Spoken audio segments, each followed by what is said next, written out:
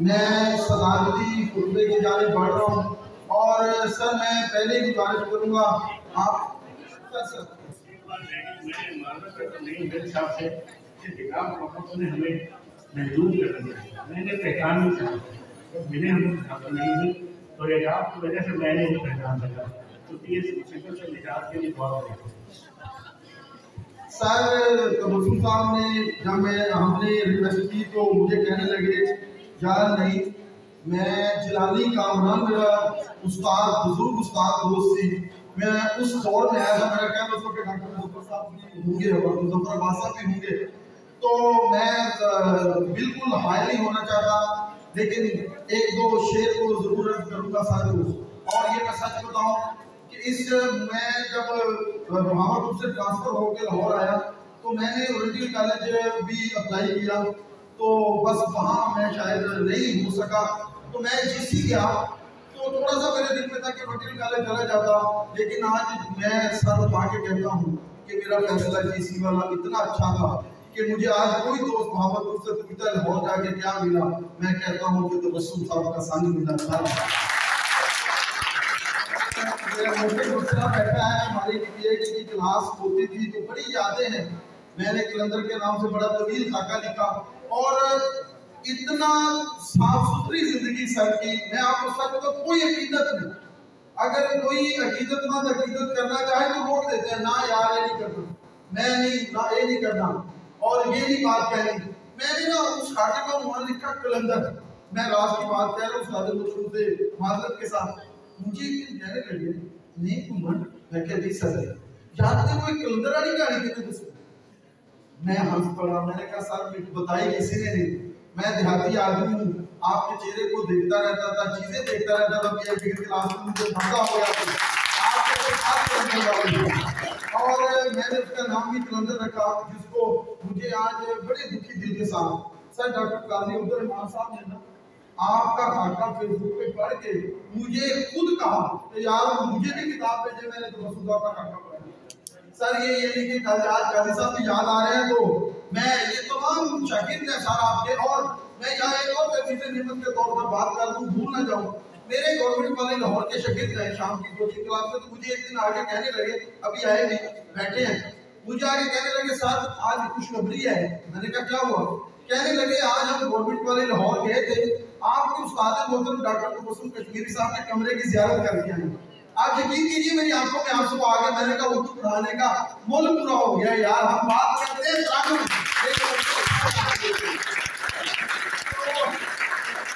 یہ میں زیادہ صاحب کی طرف سے اور صاحب صاحبہ کی طرف سے جتنے دوست اردودار یہاں بیٹھے ہیں اور ڈاکٹر نجوے صاحب کی طرف سے سب پہ احسان ہے ساقی تیرے مہکانے کا سب پہ احسان ہے ساقی تیرے مہکانے کا نشہ ہر رد کو ہے ایک ہی نشہ ہر رند کو ہے ایک ہی پیمانے کا چشمے ساقی ادھر اور میرا دل ہے ادھر چشمے ساقی ادھر اور میرا دل ہے ادھر آج ٹکراؤ ہے پیمانے سے پیمانے کا آج ٹکراؤ ہے پیمانے سے پیمانے کا پیرے مہکانا ہے ہمارے پیرے مہکانا تیری نظر کافی ہے پیرے مہکانا تیری نظر کافی ہے میں طلبگار نہ شیشے کا نہ پیمانے کا پیرے مہکانا تیری نظر کافی ہے. اور یہ بی ایس اردو کے طلباء بی ایس ہسٹری کے اور انٹر کے اور یہ آپ کے بی ایس پولیٹیکل سائنس کے انگلش لٹریچر کے بچوں یہ آپ کی کچھ نصیبی ہے کہ آپ تبسم صاحب کے ہر سانس لے رہے ہیں اور ان کی زیارت کر رہے ہیں. ان کے انداز کرم ان پہ وہ آنا دل کا ان کے انداز کرم ان پہ وہ آنا دل کا بھائی وہ وقت وہ باتیں وہ ازمانا دل کا ان کی محفل میں نصیب ان کے تبسم کی قسم دیکھتے رہ گئے ہاتھ سے جانا دل کا بھرپور تالیوں میں کھڑے ہو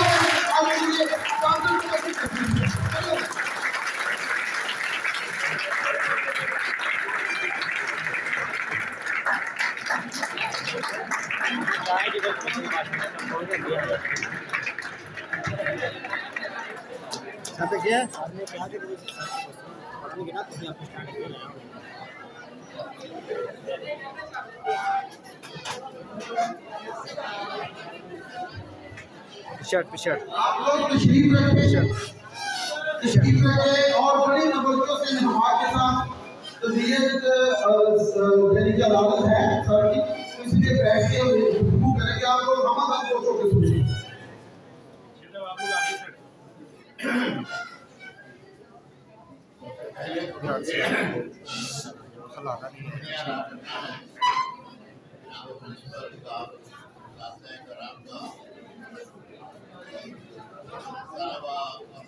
آواز نہیں آ رہی سر.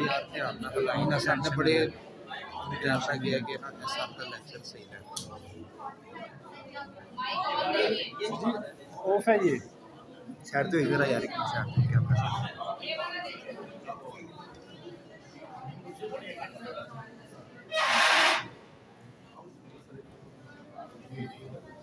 آواز آ رہی ہے جی. میں شکر گزار ہوں پرنسپل صاحب کا، نئی حکومت کا، اساتذہ کرام کا اور طلبا اور طالبات کا کہ جو اس اجلاس میں شریک ہوئے ہیں. دبستان لاہور پر باتیں سننے کے مجھے بہت خوشی ہے کہ بہت بھرپور قسم کا جلسہ ہو رہا ہے، اور اتنے سکون اور اطمینان سے طلبا نے اساتذہ کی باتیں سنی، اسکالرس کی باتیں سنی، اور بڑے انہوں نے اپنے حوصلے کا ثبوت دیا ہے. ادب کی بات سننا کوئی آسان نہیں ہوتا، اور وہ بھی ایسے طالب علموں سے کے لیے جو سائنس کے، ٹیکنالوجی کے یا دیگر لوگوں کے طالب علم ہوتے ہیں. میں کچھ کہنا چاہتا تھا لیکن میرا اب ذہن جو ہے وہ ٹھیک طور پر چیزوں کو کنسیو نہیں کر رہا ہے.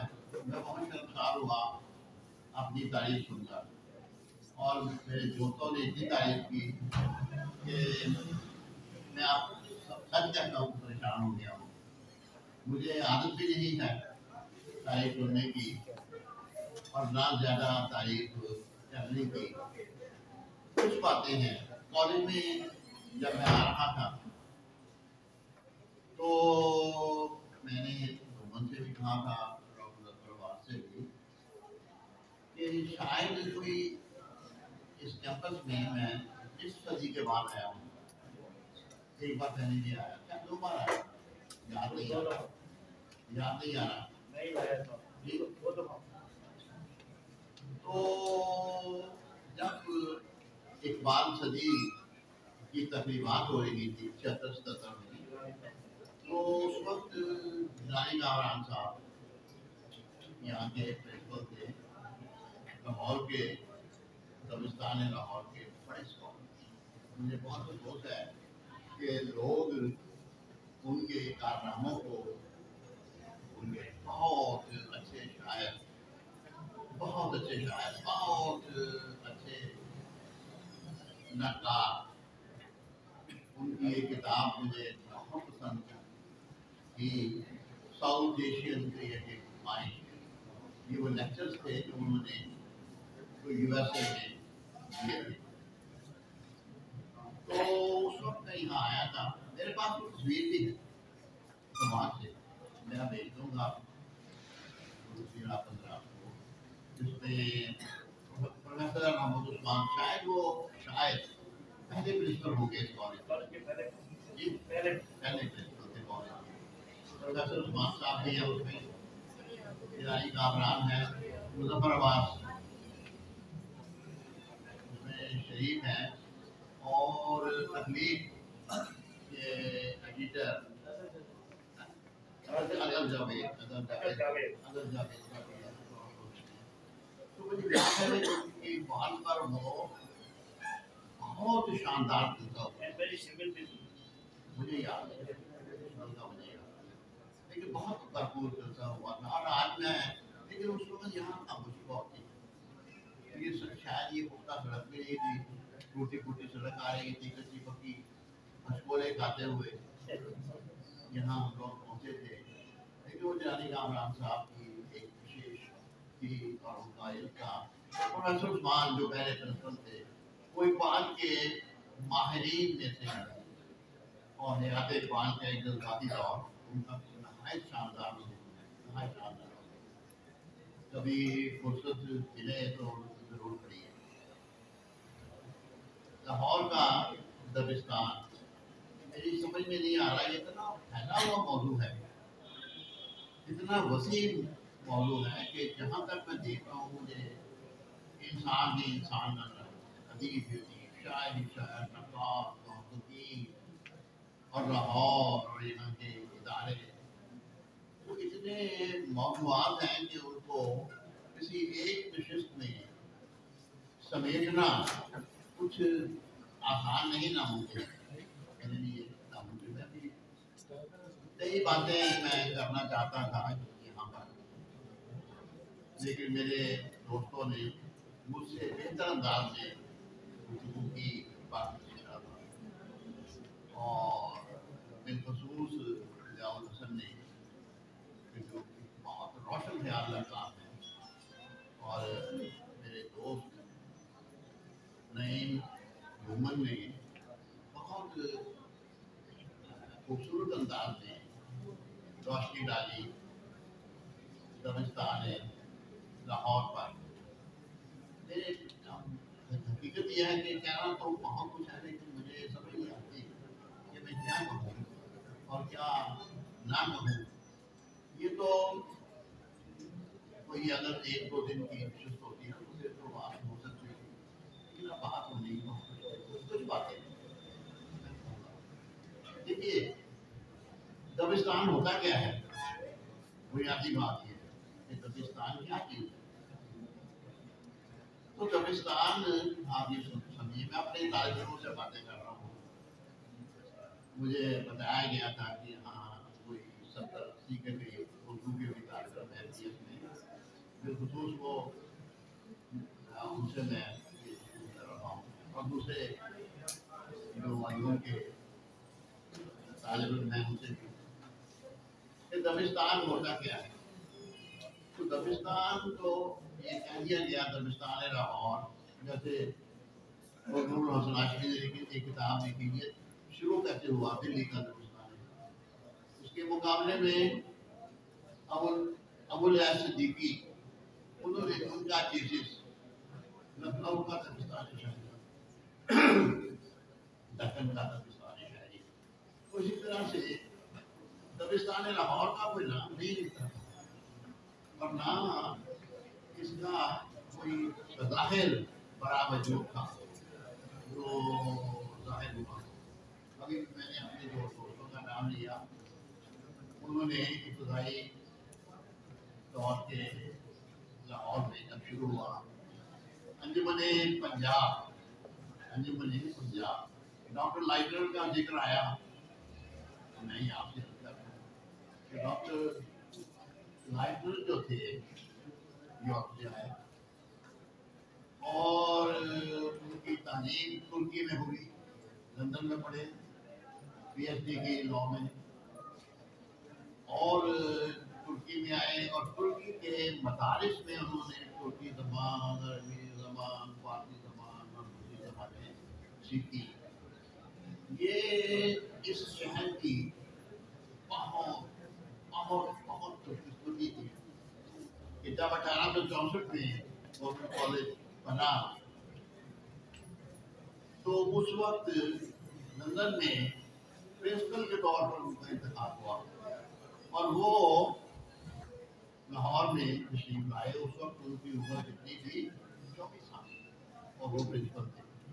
دھیان سنگھ کی حویلی میں کالج شروع ہوا 1870 کے لگ بھگ. جو موجودہ کالج کی جو بلڈنگ ہے یہ تعمیر ہوئی. تو ڈاکٹر لائٹنر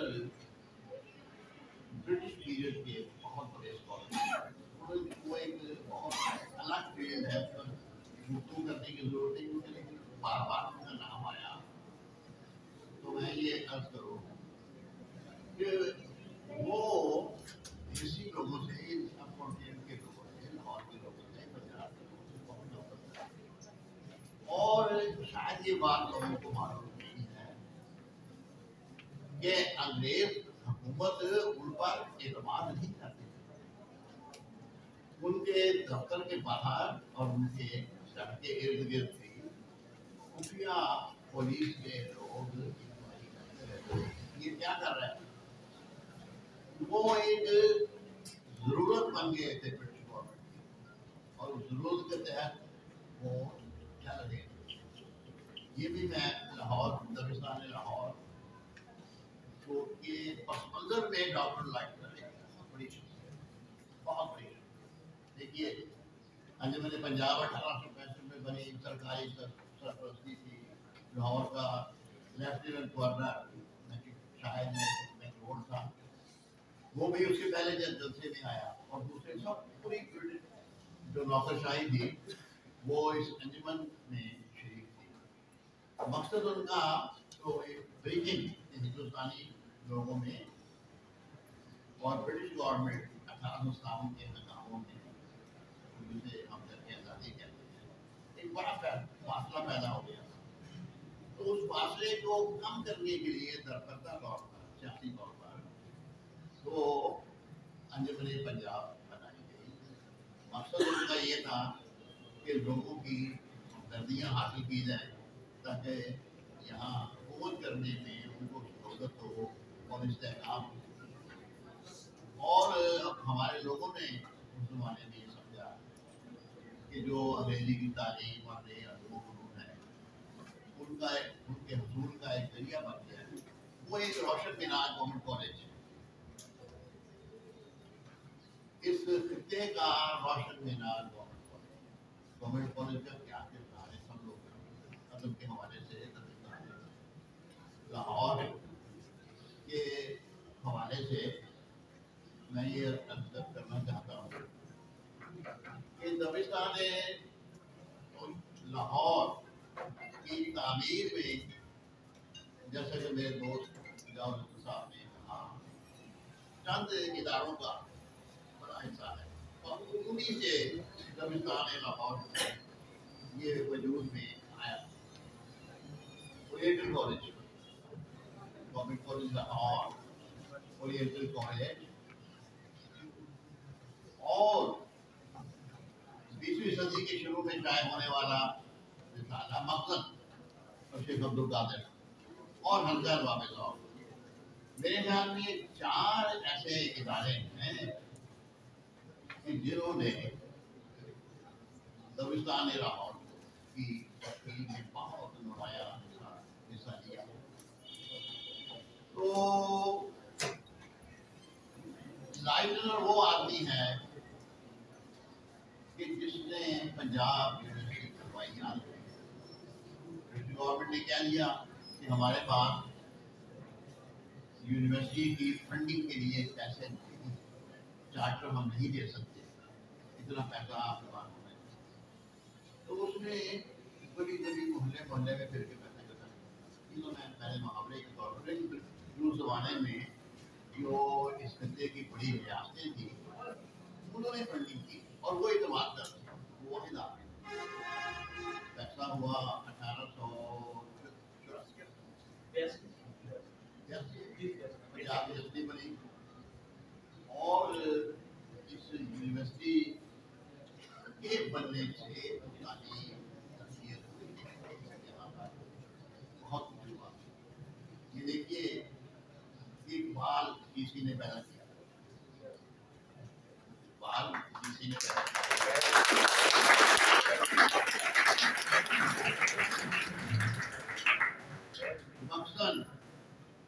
مقصد شیخ عبد القادر کسی, اور یہ دبستان لاہور کی تشکیل میں جو بظاہر ہمیں اہم چیزیں نظر نہیں آتی, کہ سمجھ لیجیے کہ شیخ عبد القادر اس کے مہمانوں میں سے, اور مقصد سے پہلے اس قسم کا کوئی عربی پرچہ نہیں نکلا.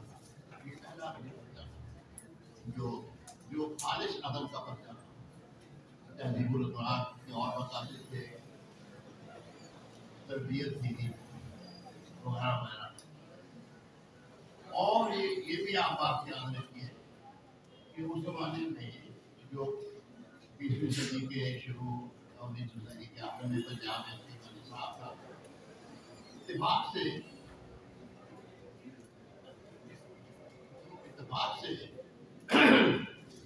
اس نصاب کو اگر آپ دیکھیں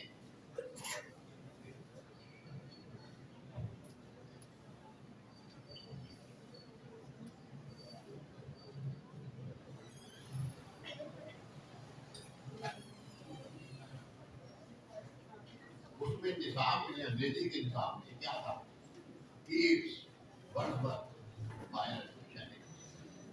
یعنی فطرت پرست اور رومانوی شاعر. یہ یہاں کے لوگوں کو ان شعراء کو پڑھنے کا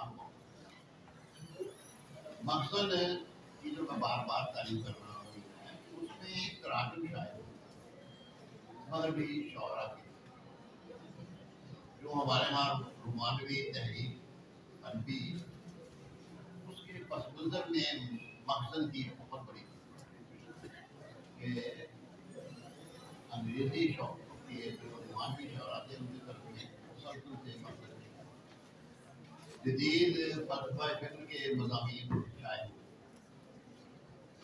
اس سے پہلے ذکر بار بار کیا پنجاب کا پنجاب کے شاعر شرکت محمد حسین آزاد اور حالی کی ایک نئی شاعری کا ایک تصور تو دیا گیا پنجاب کے جلسوں باتیں تو کی گئی ایک تنقید کا بھی ایک نیا تصور انجمن پنجاب کے لیکن انجمن پنجاب میرے خیال میں کوئی ایک ہی نظم جو ہے وہ کوئی بیانی نہیں ہے میرے نظر. یعنی ایک نیا سلسلہ خیال ایک نیا سلسلہ ہوا ایک نئی جدید شاعری کا آغاز ہوا لیکن کوئی بڑی نظم نہیں یا کوئی بہت اچھی نظمیں نہیں ہیں. حالی کی نظمیں آزاد کی نظمیں ورسیفیکیشن نظم کو بنا دیا گیا لیکن ایک وہ تحریک تھی ایک سلسلہ تھا جس کا بہت گہرا فائدہ ہوا. مقصد وہ پرچہ تھا کہ جس میں ہمالا شاعر انجمن پنجاب جو کچھ کرنا چاہتی تھی وہ ہمالا جو انجمن پنجاب کے تمام شاعر مل کے نہیں کر سکے تھے.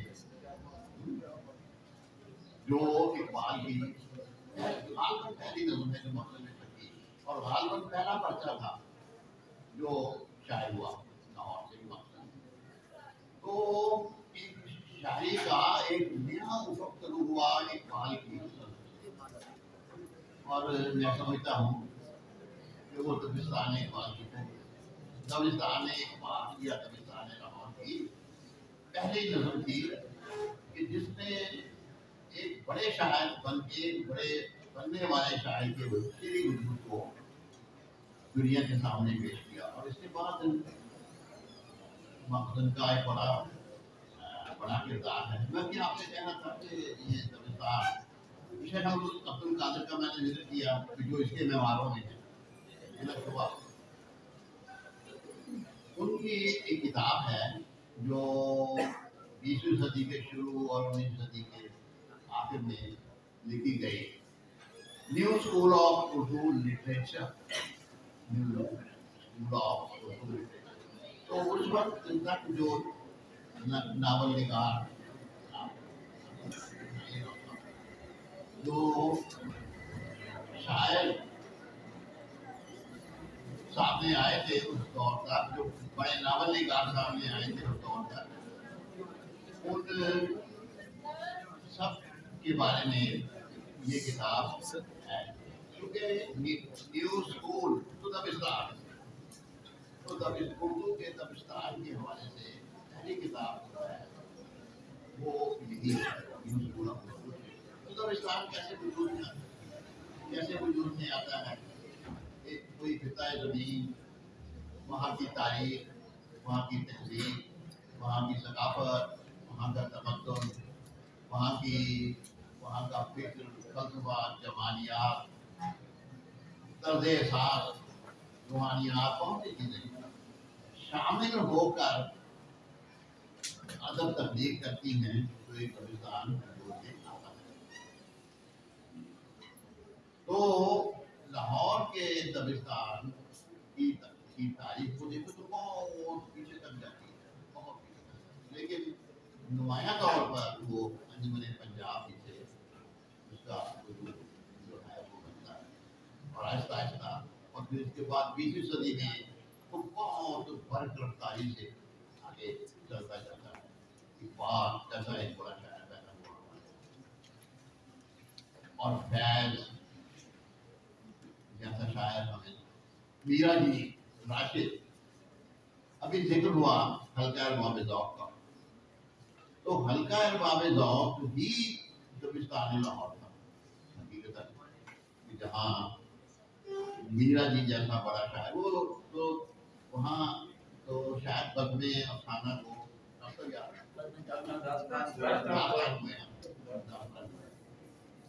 داستان بزم داستان ہوئے ہیں، اس میں نصیر احمد جامعی، کچھ اور شیخ محمد اختر، ادب دوست لوگ شامل تھے، ہر ہفتے اس کا جلسہ ہوتا تھا۔ وہ جانا کہ ایک بار میرا جی پہنچ گئے، اور میرا جی جو اس دور کے ذہین ترین شاعروں میں تھے، ذہین ترین نقادوں میں تھے، تو انہوں نے حضرات سے مل کر حلقہ ارباب ذوق بنایا، اور حلقہ ارباب ذوق تو اردو ادب کی سب سے بڑی ادبی تنظیم، شاید دنیا میں اور کوئی تنظیم نہیں ہے جو تسلسل کے ساتھ 1939 کے لگ بھگ یا 1939 کے لگ بھگ اور آج تک پوری کامیابی کرتے ہیں۔ اور آپ کو یہ سن کر بھی شاید حیرت ہو اور توجہ ہو کہ پاکستان میں تو آمریت کے بدترین ادوار میں بھی حلقہ ارباب ذوق کے جلسے ہوتے ہیں۔ یہ اس میں اگر نہیں ہو سکے یا YMCA میں نہیں ہو سکے تو یہ اس کے سامنے فٹ پاتھ پر جلسے ہوتے ہیں، اور وہ فکر فلسفہ جو تھا وہ پھیلتا رہا، جو حلقہ ارباب ذوق نے تو جسے تشکیل دیا تھا۔ حلقہ ارباب ذوق واقعتاً ایک اس دبستان کی سب سے بڑی ذہنی قوت ہے، جو منبع ہے شاعری کا، تنقید کا، وہ حلقہ ارباب ذوق ہے۔ اس بنیادی ستون کی حیثیت سے حاصل ہے۔ ایک آدھ بار بہت سی چیزیں میرے ذہن میں آ رہی ہیں، لیکن میں کیا بھی نہیں سکتا، وقت نہیں ہے، اور میں اب تھک بھی جاتا ہوں باتیں کرتے ہوئے، میرے لیے۔ تو دوستوں نے جو بات چیت کی ان میں ذکر بھی ہوا محمود شیرازی کا۔ میں یہ عرض کروں کہ دبستان لاہور کی تخلیقی قوتوں کے ساتھ ساتھ تحقیقی قوت کا بھی ذکر کرنا چاہیے۔ جیسے جدید شاعری لاہور میں بنی چاہیے، ٹی ہاؤس میں انہیں کی جتنی، یعنی آپ دیکھ لیجیے کہ سن 40 کے بعد کتنی ادبی تحریکیں اردو ادب کی چلی، وہ کافی موسٹلی ترکیب پسند تحریک نہیں چلی، لیکن ترکیب پسندوں کا ایک ٹی ہاؤس تھا، بعد ازاں حلقہ ارباب ذوق بنا۔ اور حلقہ ارباب ذوق کی سب سے جو اچھی خصوصیت ہے نا کہ اس میں ہر بار ایک نیا دور جو شروع ہوا، جو نئے تصورات ویسے آئے یا یہاں پیدا ہوئے، ان پر گفتگو ہو رہی ہے۔ کوئی ایسا ادارہ سب کانٹیننٹ میں نہیں ہے کہ جہاں باقاعدگی کے ساتھ نئے تصورات، نئے خیالات پیدا ہوتے رہے ہوں اور لوگ آتے رہے۔ تو محمود شیرازی، 3 لوگ ہیں، میں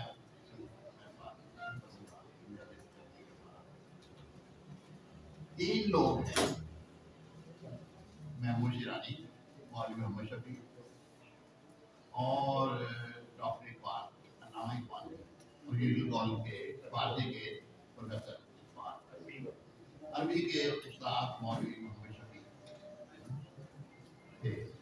اتفاق سے تو 20ویں صدی کے آغاز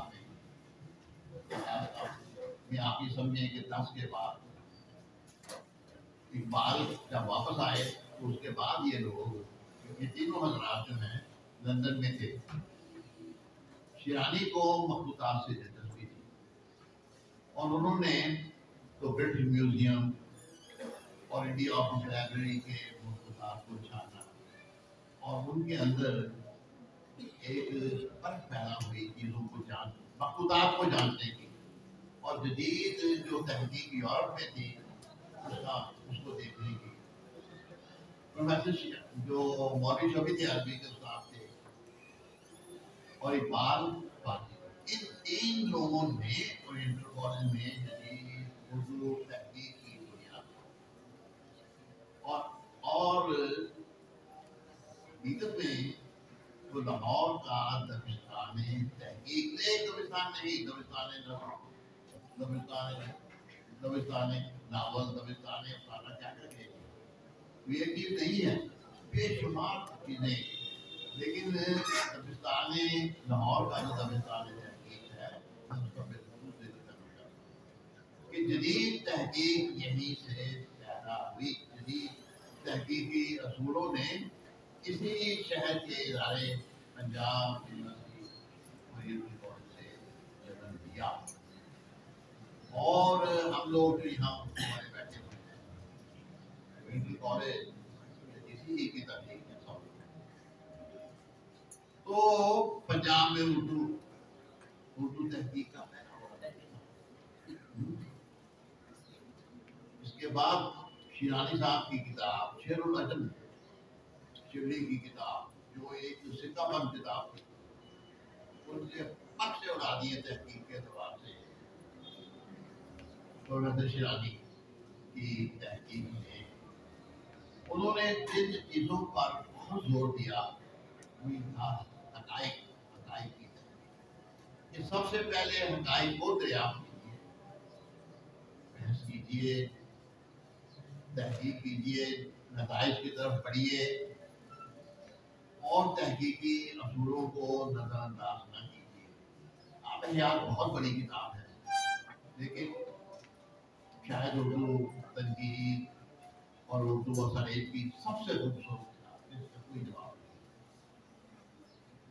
تو اس کتاب کو بھی تو کہتے ہیں نا کہ پنجابی میں بھیتی بھیتی کرنے پر محمود شیرانی کے ہاتھوں سے اس کتاب کا یہ لیکن اس کی عظمت مولانا کے اسٹائل کی کچھ بھی نہیں ہوا. ہم مشرقی لوگ استاد پرست ہیں, استادوں کی تعریف کرتے ہیں. آزاد کے استاد لوگ بہت بڑے شاعر تھے, ملک الشعراء وزیر آباد کے. تو 1857 میں جب برا وقت آیا آزاد کے خاندان تو وہ بات کر ادھر ان سے ہوتے ہوئے لاہور آئے اور ڈاکٹر لائٹنر کی نظر ان پر پڑی. گورنمنٹ کالج میں لے گورنمنٹ کالج میں تو یہاں تو حیات یہاں پیدا یہاں لکھی تھی. تو ایک ایسی کتاب ہے کہ مجھے یاد آیا مولانا سلام الدین احمد شاید سے کچھ لوگ یہاں انہوں نے مولانا سلام الدین احمد کو دیکھا ممکن ہے لیکن مولانا کے انتقال تو 1964 میں ہوا شاید مشکل ہو 64 انتقال ہوا. میں کبھی کبھی ان سے ملنے کے لیے جایا جاتا تھا جب میں بی اے میں پڑھتا تھا. تو مولانا سلام الدین احمد سے کبھی کبھی آزاد کا ہوا تو انہوں نے مجھے کہا یار بچے آپ حیات کو پڑھو. مولانا کی اتنی عقیدت تھی آپ حیات کے ساتھ کہ وہ کہتے تھے میں ایک تو قرآن کی تلاوت کرتا ہوں اور دوسرے آپ وہ بھی ایک آسمانی صحیفہ ان کو سمجھتے تھے اور دارال حقیقت ہے اور آپ حیات دبستان کی ایک نادر تبلیغ ہے. تو جو میں بات کر رہا تھا جب شیرانی صاحب ریٹائر ہو رہے تھے 40 کے لگ بھگ. تو اس وقت تو مولانا آزاد کے پوتے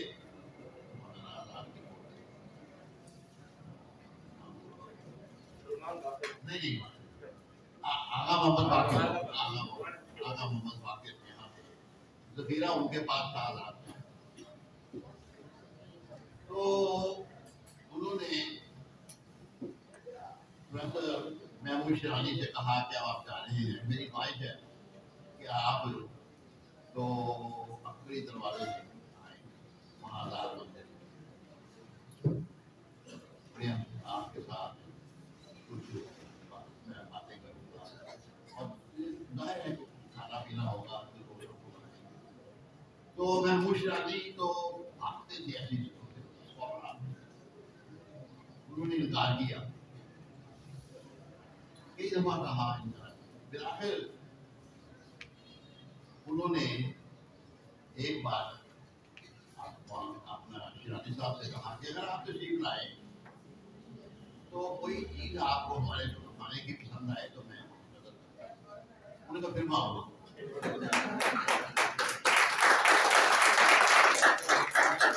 بھائی وہ چلے گئے. تو آقا محمد باقر بھی بہت سمجھدار تھے. انہوں نے دیکھا کہ کچھ کاغذ آزاد کے ہاتھ کے لکھے ہوئے ہیں, کبھی سوال نہیں ہوئے, اور ایک زمانے میں وہاں ان کے گھر میں آگ بھی رکھ گئی تھی.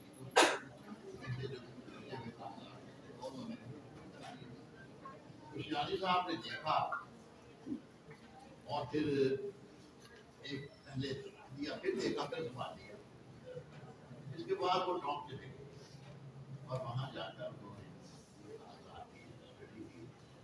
یہ بہت دلچسپ بات ہے. اور پھر میں آپ کو بتا رہا ہوں, اور یہ دیکھیے کہ بہت بڑے بڑے اسکالرز بھی بات کا کیا کچھ کر جاتے ہیں جو پتہ نہیں ہے. جب انہوں نے وہ کیا چیز تھی کہ دیوان ذوق جو آزاد نے حجت کیا تھا, وہ اس کے سبدے کے ساتھ آزاد نے دیوان ذوق میں کچھ غزلوں کی طرف اشارہ کیا ہے کہ یہ استاد ذوق نے اپنے بچپن میں لکھی تھی, کاموری میں لکھی تھی. جب وہ اتفاق سے وہی چیزیں شیرانی صاحب کے ہاتھ وہ اپنے ساتھ لے کے جب انہوں نے اسٹڈی کی اور دیکھا تو معلوم ہوا کہ جو غزلیں ذوق کے نام سے شائع ہوئی ہیں وہ آزاد نے خود لکھی, وہ آزاد نے خود لکھی. یہ بہت بڑا ہے کہ بہت بڑا ہے. اور یہ دبستان لاہور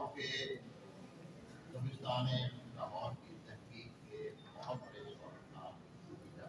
یہ میں نے کہا کہ انہوں نے آب حیات کو کر دیا, اور یہ مثال قائم کی کہ تحقیق میں دوستی, عقیدت, سب چیزیں حقیقت کو دریافت کرنا, حقیقت کو تلاش کرنا, اصل مسئلے تک پہنچنا, یہ ایک ضروری ہے. شیرانی صاحب تو شیخ عبد القادر نے جو پر مضمون لکھا, وہ کہتے ہیں کہ آخری زمانے میں جب وہ ریٹائر ہو گئے تو ان سے ملنے کے لیے گئے. لاہور میں ایک جگہ ہے چوک پر خانہ, شاید آپ لوگوں نے سنا, پریمی روڈ کراچی روڈ, اسلامی کالج روڈ کے وہاں ان کا گھر تھا. پریمی روڈ جہاں اختر شیرانی بھی رہتے تھے ان کے بیٹے. تو وہ گئے, انہوں نے بہت خوبصورت مضمون لکھا. لاہور دبستان لاہور کے اولی معمار اور اردو تحقیق کے پہلے معمار اور پہلے بڑے استاد مولانا تھا. کہتے کہ جب میں ان کے قبلے میں گیا پھر کچھ سادہ ایک صف کھچی ہوئی تھی, اس پر ایک چادر تھی جس پر میں بیٹھا. عبد القادر تو اپنے بڑے لوگوں میں تھے نا, سردار کے بہت شریف کے لوگوں میں سے لاہور ہائی کورٹ کے جسٹس بھی تھے، وہ بہت بڑے آدمی تھے، اور اقبال کے قریب ترین دوستوں میں تھے۔ وہ کہتے ہیں گرمی کا زمانہ تھا، وہ چھت پر پنکھا بھی نہیں تھا، میز پر بھی پنکھا نہیں تھا، جرالی صاحب کے ہاتھ میں ایک ہاتھ تھا، اور وہی وہ ساری زندگی بیٹھ کر گرمیوں میں پنکھے کو ہلا کر تحقیق کیے، بے نظیر مقالات جو ہے وہ لکھتے رہے، اور ان کا ذخیرہ آپ کو معلوم ہے کہ پنجاب میں لائبریری میں ہے، اندر کیا ہوا، اور مولانا حضرات کا ذخیرہ بھی دیا ہوا ہے۔ تو تحقیق میں کا اولی مرکز بھی لاہور تھا، اولی مرکز بھی لاہور تھا۔ دلی، لکھنؤ، یہ مراکز جو اردو تحقیق کے بعد میں پیدا ہوئے۔ معافی چاہتا ہوں جو میں چاہتی ہوں۔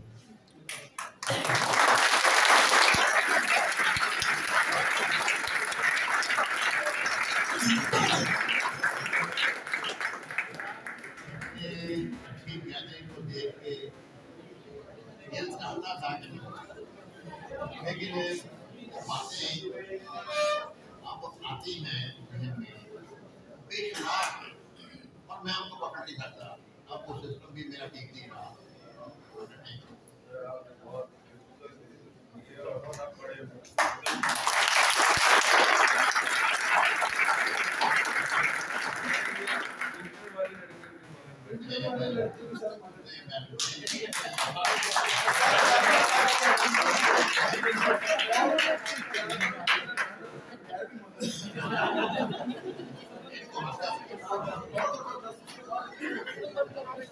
میں بہرحال باتیں کہوں گا کہ میری طرف سے پرنسپل صاحب کو، اساتذہ کو، کارکنان کو ایک بار بہت اور ایک اور بات یہ میری درخواست ہے کہ یہ سلسلہ جاری ہے، جو جس قسم کی تقریبات کا اہتمام آپ حضرات کرتے رہے، اور یہ دیکھیے کہ اس کالج کا پس منظر بہت شاندار تھا، ذکر بھی ہوا، بار بار ہوا، اور اس کے حال کو بھی شاندار بنائیے، اور یہ شاندار حال جو حال ہے ایک اور شاندار مستقبل کی طرف بڑھائیے۔ بہت شکریہ، بہت شکریہ۔